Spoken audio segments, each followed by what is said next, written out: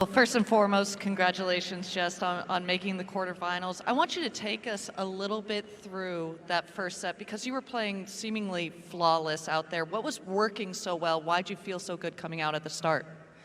I don't know. I've been playing really well, seeing the ball, hitting the ball really well this whole tournament, and I wanted to kind of stay true to that and then just lean on a couple things that I felt like she would do, and I felt like I came out kind of doing it pretty well, and then, maybe got a couple quick points from her early on. So I just tried to, when I had that lead, just stick with that lead as much as I could. Even then, she got a little rhythm coming back, but just really tried to focus on what I needed to do and patterns to look out for. Well, and then we get in the second set and you get that insurance break, and that's so helpful, especially when you're playing Maddie Keys, because she can, like you said, change things on a dime. What were you thinking when she got that break back and you only had that one break lead?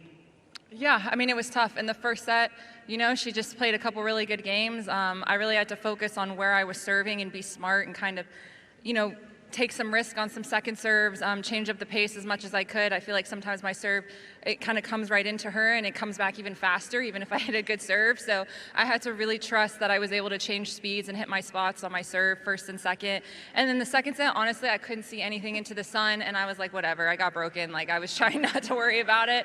It's a little tough on that side into the sun, kind of like uphill, a little bit into a breeze. So I tried not to, get too upset about that one. Well, I know we've talked about the tennis. We've touched on that part, but you guys have a joint podcast together, and there was a bit of a friendly wager going on in this. Can you explain the wager just a little bit for us? You know what? Okay, in the U.S., we have Thanksgiving. I don't know why. My grandparents are Canadian. They have this tradition. My mom always did. Yeah, tell me if this is weird or if it's real. They would melt, like, cheddar cheese on their apple pie. I can't say I would try it. Is that like a Canadian thing?